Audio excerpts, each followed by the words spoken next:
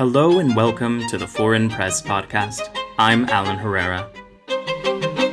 This podcast is an educational program by the Association of Foreign Press Correspondents in the United States. That's AFPC USA. This episode is developed in partnership with the Heinrich Foundation. AFPC USA is solely responsible for the content of this episode. Today we'll explore the complexities of decision-making within the World Trade Organization. The looming 13th Ministerial Conference, that's MC13, raises questions about the future of the multilateral trading system, and we seek insights into this pressing matter.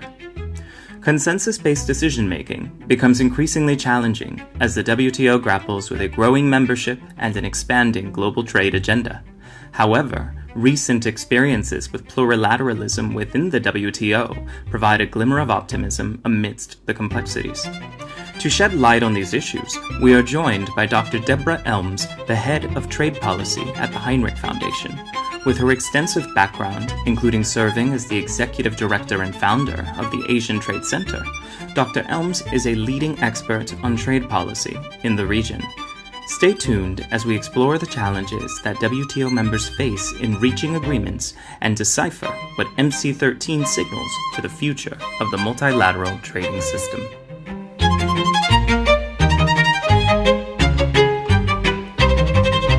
Dr. Elms, the first question I have here, I'm wondering, given the challenges of reaching agreements among 164 members at the World Trade Organization, what alternative pathways or strategies are being considered to facilitate decision-making, particularly as the organization approaches the important ministerial conference toward the end of February? I think that's a great question. I would say there's a couple of things they're trying. First is, can you reform the institution from within? So there's an ongoing dialogue about WTO reform, about processes and procedures that might speed up or facilitate getting to yes. And that agenda has been underway for a while, but it's gaining a bit more momentum with every year that passes without significant outcomes. So reform the WTO from within.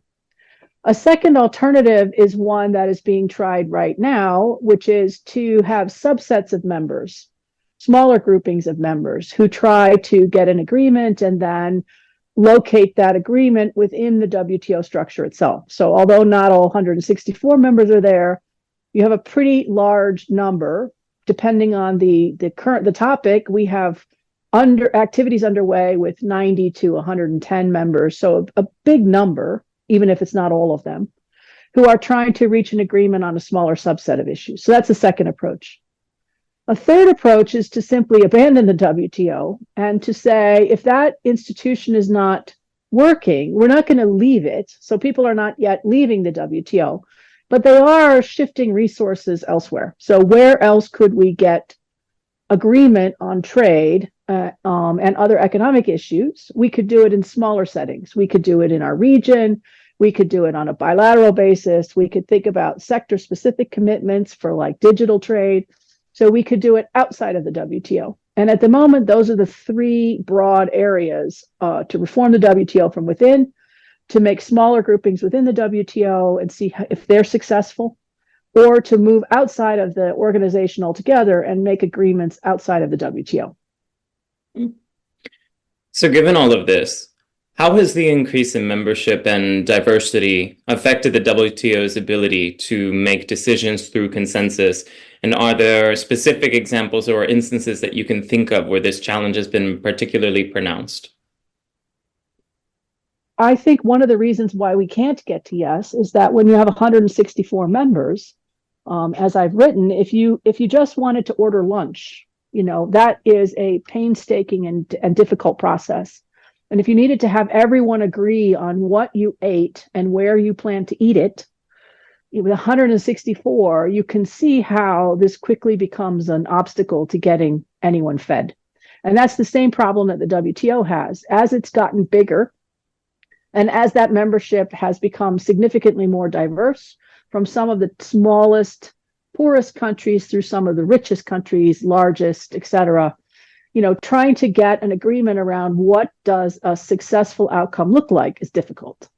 So there is a discussion, and there has been for years, about whether or not this consensus principle, the idea that everyone has to agree before things can move ahead, or at least that no one will block a decision, is under discussion, is under review. But you can imagine now the next problem. In order to agree to change the consensus principle, you need consensus. So you would have to get 164 members to agree to change the principle on consensus, and that has also proven difficult.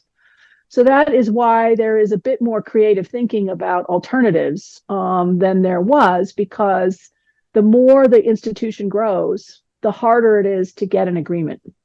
This sounds like an extremely daunting process. I really enjoyed actually the lunch metaphor that you made, just because I actually had never thought of it that way before, so I felt it was very well realized.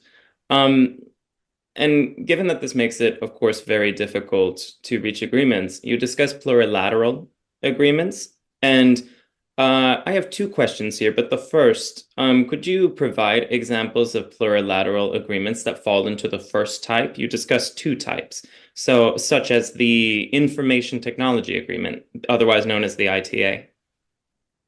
Yeah, so the first type of agreement says if we're going to have a smaller grouping, then, and we're going to do it within the WTO, we need to make sure that that final agreement, whatever it is, provides real benefits.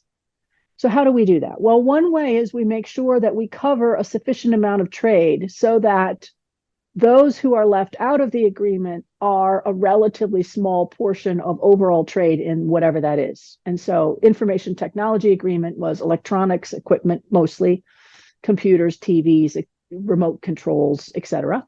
So how can we get the largest majority of participants in electronics trade together to agree to drop tariffs on those products to zero? The ITA, the Information Technology Agreement, we've now had two of them, they came together and said, for all of us who are participants, we will drop tariffs to zero. And we will extend that benefit to everyone else. So to those who are not participating in the agreement, if you want to send things to us, we will continue to keep our tariffs at zero. If we want to send tariffs to you because you're not a member, we will pay whatever tariffs you think is appropriate.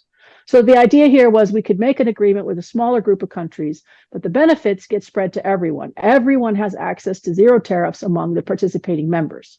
So that's one idea around a plurilateral. We negotiated in a smaller subset, but the benefits flow to everyone. And the second part of that is that the obligations or the commitments do not flow to you if you didn't agree. So you get the benefits, but you don't have to pay the cost, essentially. And that's acceptable if the agreement is among the largest share of countries participating in whatever the thing is, right? So if the thing is 90% coverage, then it's more acceptable to let the last 10% of trade have access to the benefits without having to pay the costs of having those benefits. So that's why ITA works, but it's proven challenging to find other kinds of agreements that would work like that. So then what is the how do you distinguish then in regard to the second type of plurilateral agreement? You discuss that this is derived from Article 2.3 of the WTO. So I'm curious, could you elaborate on the current agreements that fall under the second type? One of them that you do discuss is the Agreement on Civil Aircraft and the Government Procurement Agreement, the otherwise known as the GPA. What is the difference here? So the difference is that the ITA, the Information Technology Agreement, says you get the benefits whether or not you signed up. Yes. And again, that's acceptable for the members who are not members because they get benefits. The second type, which you just mentioned, the Government Procurement Agreement is one of them, says, no. This is an agreement that doesn't flow through automatically to all of you. This is an agreement that applies only to those members who agreed to be part of it. And in the case of government procurement, this is a very big deal because the government, depending on the market, can easily be 20 or even 40% of the overall market in an economy could be government buying and certain, cars or tables, computers, laptops, travel arrangements, whatever it is. So government can be a very big purchaser in an economy. And while the GPA, let me be clear, does not open up all of that procurement to others, it opens up some of that procurement to others, but only if you sign the agreement. So only GPA members have access to the government procurement contracts of other members. If you were not part of the GPA and you're not interested in joining the GPA now, you cannot access the GPA benefits that are available to members only.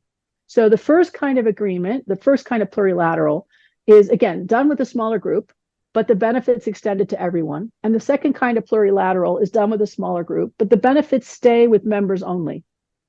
Mm. Given all this, you discussed the value in the joint statement initiatives, otherwise known as the JSIs, throughout your paper. So regarding the JSIs, particularly those on services, domestic regulation, and investment facilitation, they've aimed at creating greater transparency and streamlining processes.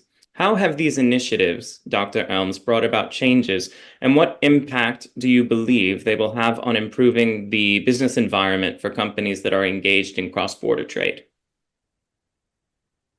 If you can't get an agreement among 164 members on, for example, new market opening, tariff reductions, or you can't get commitments to open up new services or investment sectors for competition from other WTO members, then what do you do? Well, you say to the business community, what are the actual impediments that you face?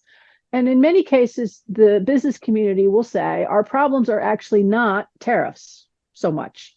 What are our problems? Well, one big problem we have is that if we want to provide a particular service, for example, we have to apply to provide that service in a market. So here's an example. If you want to provide engineering services, right? You want to help design an airport or a subdivision.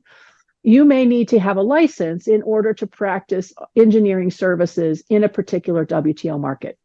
So that application can be easy or difficult to find out about, to fill in, to return. The fees attached to that could be small, they could be enormous. There's a tremendous amount of variation around these applications and the delivery of services in foreign markets.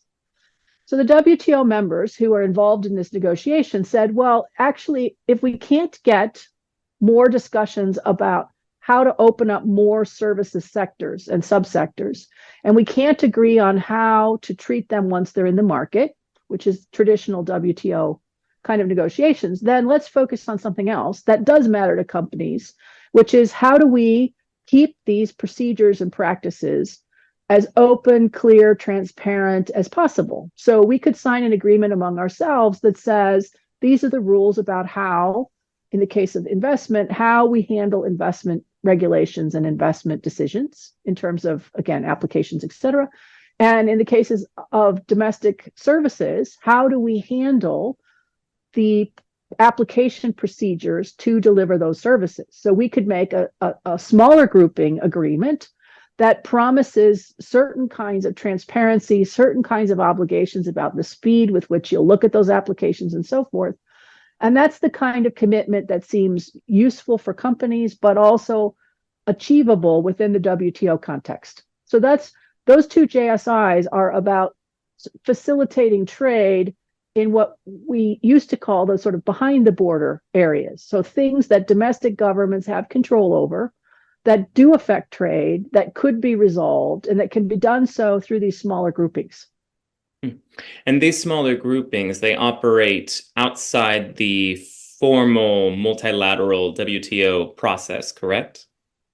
Well, that's where it gets slightly tricky. So they decided at the beginning, when they went down this path in 2017, not to decide.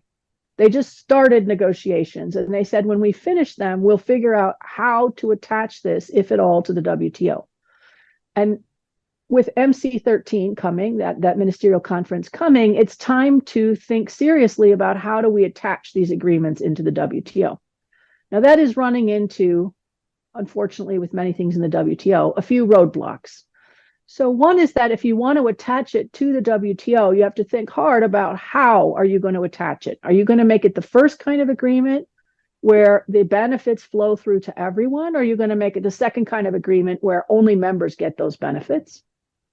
And in either case, you may have to get the approval of the full membership to hook this plurilateral into the larger legal text of the WTO. So if we look at services domestic regulation, one of the challenges that they have been having is that the members are trying to attach this agreement to their own individual services schedules.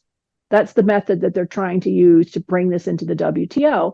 And there are members at the moment who are arguing that that is not appropriate, that that is not something that WTO members should be doing. And there is a fairly contentious argument underway heading into MC13 about whether this will be allowed.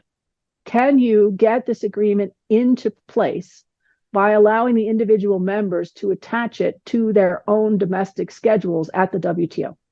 Or do they need to use some other method or process? And so part of what's happening here is not so much about the domestic services regulation or about investment, or as we'll get to in a minute, about electronic commerce. It's really about what is the appropriate way that you make changes at the WTO. And for some members, there's a difference of viewpoints on how much the full membership should be involved in deciding what that end outcome looks like. So ultimately, we're essentially we're saying that these members, they're concerned about essentially setting precedents for future initiatives. There's a lot of contention there. So could you provide me, I suppose what I'm curious about right now, going off of what you just said, is are there any specific instances that you could think of that will be discussed at the coming ministerial conference? I'm just curious, I suppose, about any bad blood in the past, if you will, and how this will be managed. Yes, the past meetings have been contentious. The negotiations have been fraught. The discussion over launching plurilaterals was difficult. The negotiation process has been tough because you have to craft an agreement that you think will not only satisfy the current members, will draw in new members to sign on after the fact, and then will ultimately be attached to the WTO in some way, because the members who launched these original negotiations back a couple of rounds ago wanted to ensure that the broadest possible membership could be involved in these negotiations, even if they weren't all ready at the time that they started, so that there would be a pathway to make it bigger and eventually potentially have everybody included in the end. So this has been an ongoing debate within the organization. And I think, let me just give the contrary view. So why do you not want this approach?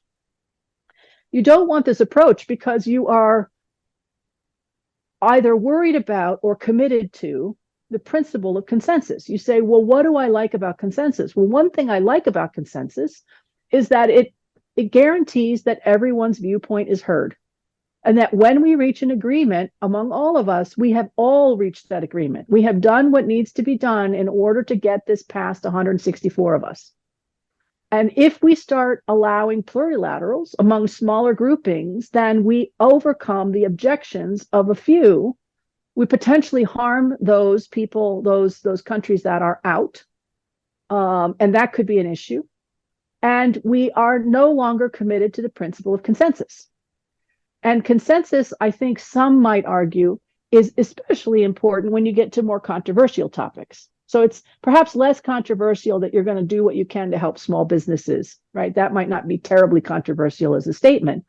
But if I say to you, we need to think about the trade and climate connections in ways that are going to restrain the activities of some members because of whatever decision we came up with, then I think there would be members who would say, wait a second, like if that's the plan, then we need to be at the table for those discussions. We need to be fully engaged and informed, and we need to agree before it goes forward. So it's not so much about these specific 4 joint statement initiatives that are on the table right now. It's more about the broader principle and about how involved all of the members need to be in order to get to yes. I think that your point here really it offers an excellent lead into my next question, which is about preferential trade agreements. There's been an explosion in preferential trade, in preferential trade arrangements, if you will. So you discussed this at length throughout your research. And you particularly mentioned that these arrangements are noted as a safety valve, quote unquote, for tough topics, including comprehensive bilateral and regional commitments that extend beyond the existing WTO commitments. So how have these arrangements evolved in scope and depth, and what role do they play in shaping international trade rules, especially in areas like the digital and the green economy? I think that's a great question. I mean, one of the early efforts in what used to be the GATT and is now the WTO was to try to manage trade through the organization. So we had global rules for global outcomes. But from the very beginning, there was a loophole that had to be built in to deal with the European Union, or what became the European Union as it evolved. Mm-hmm. So there is a loophole in the WTO that allows you to create smaller arrangements at the regional or even bilateral level that are supposed to include substantially all trade. It's never been tested. We don't know exactly what that means. But that relatively modest sounding loophole has turned out to be a big challenge for the trading system, because increasingly governments have turned to plurilateral or regional or bilateral arrangements outside of the WTO to get what they're looking for. So that could be lower tariffs or zero tariffs. It could be more services coverage. It could be better investment opening or investment protection after you've come into the marketplace. It could be rules on labor or the environment, different rules on intellectual property rights. It could include digital rules, et cetera. And so a lot of these arrangements go well beyond what the WTO covers, which you can do if there's only two of you trying to argue about it and not 164. Absolutely. And one of the consequences of that is that governments are increasingly comfortable that they do not need to worry so much about what the WTO does or doesn't do, because the majority of their trade, depending on the partner, may be covered by these alternative arrangements. So I'm sitting in Singapore right now. Singapore has nearly 30 of these agreements already in force. So even if, let's imagine, the WTO completely collapsed, no longer functioning, Singapore would say they have enough of their major trade covered by these alternative bilateral and regional agreements that they could probably withstand the shock. Now, they wouldn't like it, just to be clear. I don't want to suggest that Singapore is turning away from the WTO. They're very invested, but they are also pragmatic, and they have to say, well, let's shore up our defenses as a trade-dependent country every which way we can. So we'll focus on the WTO, we'll focus on regional deals, we'll focus on bilaterals, we'll think about new issues, so that whatever happens, we are given ourselves the best opportunities for success. You go on to mention, because again, this is a great lead-in. The article mentions debates about the best, quote unquote, the best mechanism for handling member demands, and suggests that these debates will certainly not be resolved soon. Over the course of our partnership with the Heinrich Foundation, we've of course certainly discussed at length all of these legitimacy issues, all of these concerns that are impacting how the WTO is perceived worldwide. So what are some of the key arguments or perspectives in these debates, and how might the WTO navigate these challenges and modernize its approach for the future? That's a tough question. Let's see how we can handle that one.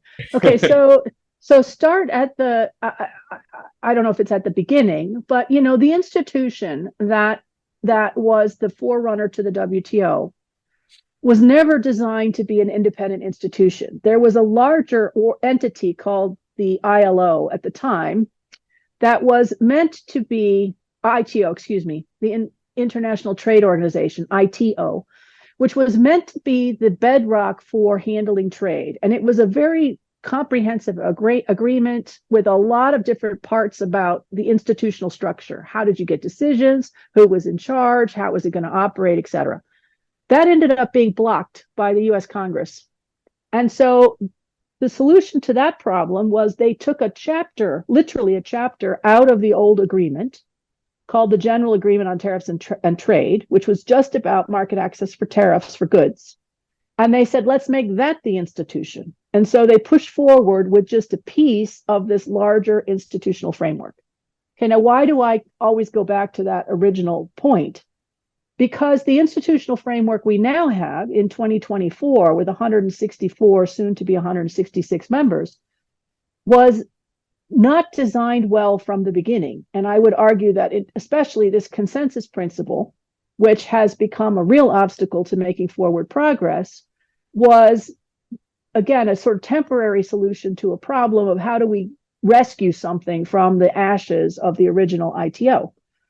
Now that you're this many decades forward in time, it's clear that that rule about consensus, or at least about not blocking, you don't object. So it's not that you approve, you don't vote. There is a voting procedure. No, it's never been used, but you're at least not supposed to block an outcome. And that is creating real obstacles when you have such a large and diverse group. So consensus principle is a big one. But again, how do we fix that? You're going to need consensus to fix it. And if I happen to be one of the members who is holding up progress because I like the consensus principle, then the last thing that I'm going to do is agree to let you undo it. So you're stuck on the basics of how do we fix a consensus principle while we are using consensus. That's a bit of an issue. Then, of course, you have the growing diversity of members and their interests, from the largest, richest, biggest countries to the tiniest, smallest, poorest countries, all sitting around the table. They all have very different agenda items, different concerns. That's a problem. And the more that you add, the more challenging this becomes. And then I think a new problem, which is really creating issues within the system, is the largest players in the WTO have a fundamentally different view of the value of the WTO than in the past. And this is especially true, of course, for the United States, which was at the very beginning of this whole institution, willing to play a pretty strong leadership role in crafting outcomes that suited the membership, not just the US, but also the membership, thinking about, of course, what matters domestically. You're never going to make a decision that goes contrary to your own interests, because no government could do that and survive. But thinking beyond just what I want, thinking about what others want, how can we create win-win outcomes? Yes. The US in particular did this for a long time. And now that the US has had a change of heart, it's become a real obstacle because the US is no longer pushing in the way that they used to be pushing. And there are increasing geopolitical fault lines across some of the members, most notably, of course, between the US, China, potentially the Europeans, the Japanese, et cetera, which is making it very hard to get an outcome. So you have diverse membership that's already hard, large numbers challenging, consensus challenging. And then on top of all of that, you throw in a lack of leadership. And then the final piece, which I think is also important, is that you have an ever expanding agenda of things that should be discussed. There is no alternative venue for handling them, but they're complicated. Things like the climate and trade nexus. How are we going to deal with the trade related implications of climate change decisions or of energy decisions? How do we manage that? Who manages it? How are we going to deal with that? So these are big, tough topics. And so you put all of that together in a bag and you sort of shake it up. And at the end of the day, you have a mess because you can't get past some of these fundamental obstacles. And I think the thing that keeps people hopeful about the WTO always is that there isn't an alternative, really. I mean, there aren't a lot of other venues that you can think of that could handle this. We have a building and a secretariat and a process. So you want it to work as well as it can, because the alternative is that, we really do have a mess. Without question, this is a very tall order that we are discussing. So I'm certainly very curious to see how it evolves. later on in the coming month. I just have a question that's coming to mind right now. Uh, you mentioned, how the United States at the very beginning, played a much more active role. It was a more supportive role within the WTO. So I'm curious as to, what exactly changed, and perhaps since you're sitting in Singapore right now, how has this change perhaps impacted Singapore and other Southeast Asian nations? Mm, some great questions. So let me just give you a simple, concrete example that we just saw. Sure. The United States just withdrew in October from three parts of the e-commerce agreement on data flows, data localization, and source code. So these are three issues related to data that are contentious and that were part of that JSI. US announced in a very short 3-sentence press release that it was withdrawing. The reason it gave, though, is because it said it needed policy space in order to manage these issues. Now, that is a huge reversal for the United States, which has fought very hard against governments in the WTO arguing for policy space, because the United States has argued for decades that there is plenty of flexibility within the WTO rules that allow for policy space, and that if you have a sort of blanket carve out called policy space, then what is the point of having rules at all? Like, why do we have rules? We have rules because you need to know what is acceptable and what is not acceptable from the beginning. And if you're now going to declare that for policy space reasons, you have no rules, essentially, the United States used to argue, we should all just pack up and go home, basically, because this is pointless. And instead, because we realize that there are some serious values that come from coordination in trade, we cannot use a blanket policy space argument for things until, again, recently, now all of a sudden the United States is pushing for policy space. That is a huge shift. You also see it, of course, with many of the tariffs that were just imposed, with the national security arguments the United States has been making. So it's not just one administration, it's, different administrations have made policy decisions with regard to trade in the WTO that would have been unthinkable a relatively short amount of time ago. Mm-hmm. So you say, well, what has changed? I mean, I think it's a number of things. One is the difficulty of the institution to deliver results diminishes enthusiasm for participating in that process. Two is the rising competitiveness of others, most notably China, and the potential competitiveness challenges the United States faces that it may not have faced earlier. Three, I think, is that the agenda itself at the WTO has moved on to more challenging issue areas. It's one thing to talk about tariff reductions for, tables and carpets and chairs, which can have implications for labor and employment and so forth, but that's not quite as serious as discussions about data flow. And what are we going to do with citizen data? And what are we going to do about misinformation? And what are we going to do about artificial intelligence and so forth and so on? So in the past, although we didn't have simple conversations in the GATT WTO, they were more manageable. And now they are less manageable. And the United States in particular appears to have a whole lot less attitude and a whole lot less appetite to manage those kinds of discussions than it had in the past. So there's just been conflicting policies across administrations, yes? Could you provide me perhaps with an example or two of something that was decided, let's say, in one administration, and then in another administration, perhaps the subsequent one, it sounds to me like the floor was essentially ripped out, depending on who was in office. And then, of course, that impacted WTO relationships. Yes. So let's just talk about the argument about national security and trade. Sure. It's not that there has never been a discussion about national security and trade. And the WTO itself has a section on national security and about exceptions for national security purposes. Because you, again, think about the timing of when the WTO came into effect, or at least the GATT back in the 40s, coming out of two world wars, they recognized that, if we have another world war, the rules have to change. We can't sort of say openness to everybody is a great idea in times of actual war. So there have been discussions about national security and trade from the beginning, but all of the members, by consensus, agreed that those would be limited to times of actual conflict. Like genuinely, you're lobbing missiles at one another and tanks and grenades and all of that sort of thing. In times of conflict, you have the ability to change your policies. However, the United States started discussing the national security consequences of trade, especially under the Trump administration, when it said that all kinds of things, solar panels and automobiles, steel, aluminum, were national security issues. And that opened a bit of a Pandora's box to having everybody declare that everything that they were interested in could potentially be a national security issue.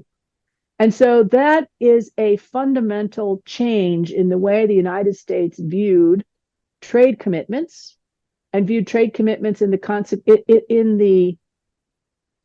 the shadow of conflict with potential national security implications. And that argument about national security implications continued not just through the Trump administration, but into the Biden administration, and will probably be in whatever administration follows, because both Biden and Trump, who appear to be the nominees for the election, believe that national security is extremely important, much more important than it used to be, at least in the public conversations, and that you should not allow yourself to have national security arguments with your hands tied by trade commitments. So I think we will see both of these sides agree that national security is a valid reason for making trade decisions or a valid reason for not engaging in trade. That is a fundamental change from the entire underpinning of the WTO from the 1940s onward. Now, how does that affect everybody else? Well, once the United States has declared that lots of things are national security issues, up to and potentially including something like an automobile, then everyone can declare a national security issue around food or rice or digital trade, or you fill in the blank what. There's been a precedent set already. Exactly. So again, the sort of, we've opened up this Pandora's box and we've said, whatever your concerns are valid reasons for you to suspend some or all of your obligations that you had made in the past under the GATT WTO. Thank you, Dr. Elms.